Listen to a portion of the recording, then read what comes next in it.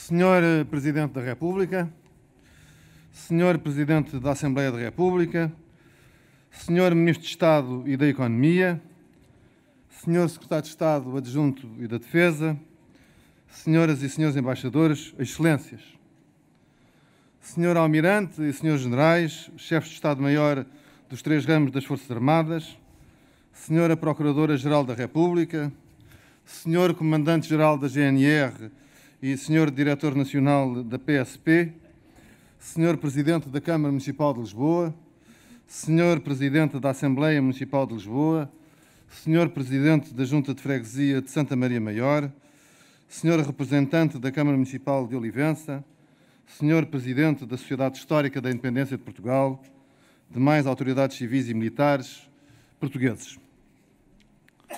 O tema que celebramos neste dia, 1º de dezembro, o assunto de que hoje tratamos, é o assunto mais sério das nossas vidas enquanto portugueses.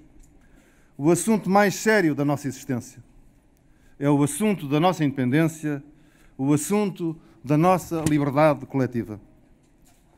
Não há tema mais nobre e mais determinante do que este para qualquer país. Começo, por isso, por palavras de gratidão, devida a todos os portugueses que desde o século XII se bateram primeiro pela nossa existência e a seguir pela nossa independência e pela nossa liberdade. Muitos perderam a vida por Portugal para que fôssemos livres. Deram-nos tudo, devemos-lhe tudo. Gratidão também aos 40 subscritores do Manifesto de 1861, evocando os 40 conjurados e enquadrado no lançamento da Comissão Central do 1º de dezembro de 1640, em que se contavam grandes figuras da nossa história política e cultural, como Alexandre Herculano, Anselmo José Brancampe, o Conde de Almada, o Conde Redondo, José Estevão, José Mendes Leal, Luís Rebelo da Silva. É esta instituição de que a Sociedade Histórica da Independência de Portugal é a continuadora, que se deve à projeção que a celebração anual do 1º de dezembro assumiu na sociedade portuguesa a partir do final do século XIX e indo marcar logo o início da República em 1910, com a instituição do feriado nacional do 1º de dezembro ao modo moderno. Vale a pena hoje revisitar esse manifesto de 1861 para compreender o espírito deste dia e da sua celebração. Dizia: precisávamos, portanto, de expor claramente a opinião unânime do povo português e assegurar aos homens e aos governos que se interessam no melhor regimento da família europeia que é ânimo e deliberação nossa defender a integridade do território que possuímos, não aceitando agregações incongruentes com o caráter e as tradições nacionais, e que nos empenhamos quanto cabe em nossas faculdades e nulo permitem os obstáculos da governação que todos os povos têm encontrado nos aperfeiçoamentos sociais, por sermos dignos de fazermos parceria com as nações civilizadas, tanto pelos nossos feitos passados como pela nossa vida contemporânea. Fim de citação. Logo a seguir, o mesmo manifesto sublinha que a data não é celebrada com qualquer hostilidade, mas como nossa própria afirmação portuguesa. Diz o texto: Portugal, avivando e celebrando com mais solenidade o aniversário da reconquista da sua independência em 1640, nem pretende ferir o pundonor da briosa nação espanhola, nossa amiga e aliada, nem ressuscitar os ódios que outrora inimizaram os dois povos convizinhos. Não quer reptá-la, não leva a mão à espada, unicamente aponta para o seu direito e diz à Europa que está decidido a defendê-lo. Fim de citação. Gratidão ainda aos 40 subscritores do Manifesto de 2012, evocando de novo os 40 conjurados e também os fundadores de 1861. Agora para reagir contra a eliminação do feriado nacional do 1º de dezembro e iniciar a contenda cívica pela sua reposição, como rapidamente veio a conseguir-se. Homenageio em especial aqueles desses 40 subscritores que, entretanto, de 2012 para cá, já faleceram e constituem grandes figuras da vida nacional. António Pinto da França, Augusto Cide, Diogo Freitas do Amaral, Eugênio Ribeiro Rosa, José Loureiro dos Santos, Rui Pena. Grandes portugueses, grandes patriotas. O texto deste Manifesto de 2012 abre precisamente com as ideias por que comecei há pouco. Não há nada mais importante para uma nação do que a sua independência. Não há nada mais importante para um povo do que a sua liberdade. Fim de citação. Gratidão, por último, a Vossa Excelência, Sr. Presidente da República, e ao Sr. Primeiro-Ministro, pelo papel que tiveram no triunfo do pleonasmo, a restauração da restauração, repondo-se o feriado. E a Vossa Excelência, Sr. Presidente da República, por estar aqui presente, a presidir às cerimónias desde o início do respectivo mandato e às vezes intervindo também, marcando nestas comemorações nacionais a alta importância deste dia no calendário nacional. Sr. Presidente da República, Sr. Presidente da Assembleia da República, Sr. Ministro, Sr. Dom Duarte, Duque de Bragança, em que saúdo todas as dinastias da história de Portugal, minhas senhoras e meus senhores. O 1º de dezembro interessa sobretudo pelo seu potencial inspirador.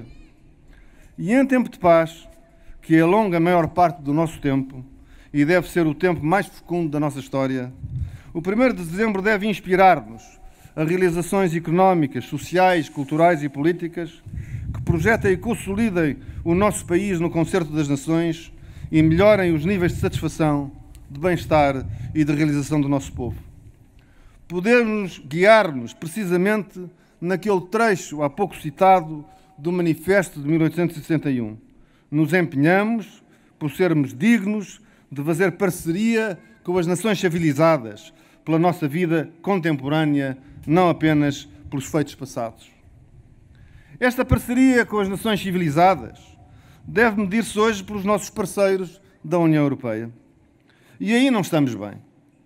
Têm sido muitos anos a arrastar os pés ou alguns anos a avançar para recuarmos logo a seguir. Em termos de PIB per capita, segundo a Pordata, Portugal correspondia a 79% da média europeia em 1995. Era 84% em 2000 e estava em 74% em 2018. A Irlanda, com que, no meu entender, nos devemos comparar, pois a Irlanda era também o último de todos no momento em que entrou na CEE em 1973, já tinha um PIB per capita de 105% da média europeia em 1995, cerca de 20 anos depois da sua adesão, e galgou para 190% em 2018, com 134% na etapa do ano 2000. Muito à nossa frente. A Irlanda, que, repito, era também o último no momento da adesão, está hoje posicionada no 2º lugar da União Europeia, apenas atrás do Luxemburgo. Nós nunca saímos das últimas posições. Em 2003, o último ano antes do grande alargamento, Portugal era o 15º em 15, na UE, a 15 países. Em 2018 éramos o 21º em 28 países e estamos a caminho de poder vir a ser o 25º em 27. Quase todos os países do grande alargamento já nos ultrapassaram e neste ano de 2019 ou em breve, mais 3 aparentam ser capazes de nos ultrapassar: a Polónia, a Letónia e a Hungria. Pela aparência dos números, apenas a Bulgária e a Roménia, além da Grécia, que se atrasou, ficarão mais tempo ainda atrás de nós. É a exigência nacional definirmos objetivos ambiciosos de crescimento que nos empurrem para os lugares da frente da União Europeia, a nossa parceria com as nações civilizadas. Não podemos conformar-nos com os últimos lugares. Se a Irlanda foi capaz, nós também temos de ser. Isso significa taxas médias de crescimento anual de 4% ou mais, como a Irlanda fez. Sem isso, não sairemos da cepa torta. É preciso termos essa consciência. Essa ambição patriótica, própria de um 1º de dezembro moderno, contemporâneo, com os olhos no futuro, tem de ser uma ambição de todos os políticos, no governo e na oposição, de toda a sociedade, de todos os agentes, porque todos aceitem ser avaliados e escrutinados. e tem de nortear continuamente a definição das políticas económicas como o vértice inspirador de todas elas. Podemos levar ainda algum tempo a chegar a esse ritmo, a esse desempenho regular, a essa velocidade de cruzeiro, mas não podemos falhar por falta de ambição ou por termos propósitos apenas sofríveis. Podemos demorar por causa das circunstâncias ou das adversidades, não podemos falhar por sermos nós próprios a adversidade. De cada vez que não atingirmos a meta dos 4%, ou números da ordem dos que mais tenham crescido no mesmo ano, não é caso para desanimarmos e desistirmos. Nunca. É motivação para voltarmos sempre ao caminho e fazermos esforço maior no ano seguinte com determinação e com arreganho. Se queremos chegar-nos aos lugares da frente, é mesmo para os lugares da frente que temos de correr. Nesta corrida para a frente, não podemos esquecer-nos de nós próprios, os portugueses. Temos de envolver todos no propósito coletivo de crescimento económico e de benefício pessoal. O combate à pobreza tem de ocupar o lugar principal nas políticas sociais, buscando a sua erradicação. Apesar de a taxa de risco de pobreza após transferências sociais ter vindo a baixar, há grupos que merecem especial preocupação. Os idosos, a infância, aqueles que trabalham, mas são muito pobres. É impossível de aceitar que cerca de 1/5 dos portugueses tenham de viver com menos de 500 euros mensais e 1 milhão, idosos sobretudo, com 250 euros mensais ou ainda menos. O dever de atenção a estes nossos compatriotas não pode ser atenuado, antes deve constituir preocupação permanente. Definir as políticas certas, afiná-las continuamente e persistir sempre para os tirar da pobreza e da pobreza extrema é um dever de humanidade e solidariedade e é também do interesse nacional coletivo. Esses 2 milhões de nossos compatriotas, 1/5 de nós todos, não podem participar na ambição nacional de nos chegarmos aos lugares da frente da União Europeia. Estão demasiado ocupados em sobreviver e já fazem muito para o conseguir em condições de grande dureza e extrema carência. É este quadro todo que temos de mudar, como nação com espírito exigente, propósito ambicioso, vontade de trabalhar, ânimo e vontade de trabalhar. É imperativo abandonarmos o conformismo dos bancos de trás e avançarmos para os lugares da frente da União Europeia.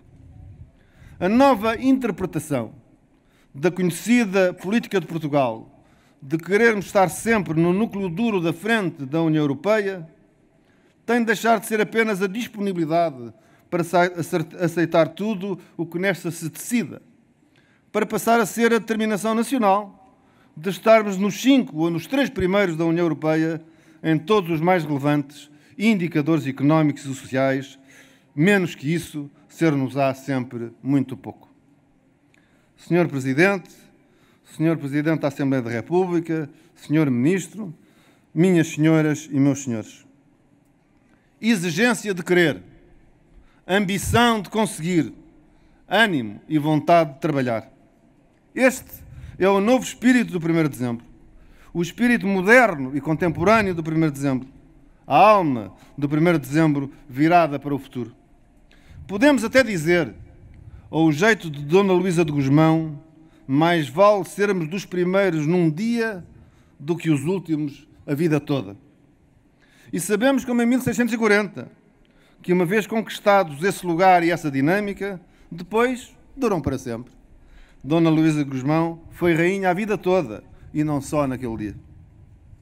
Exigência e ambição, ânimo e vontade para realizar e alcançar são o espírito coletivo do 1º de dezembro em tempo de paz.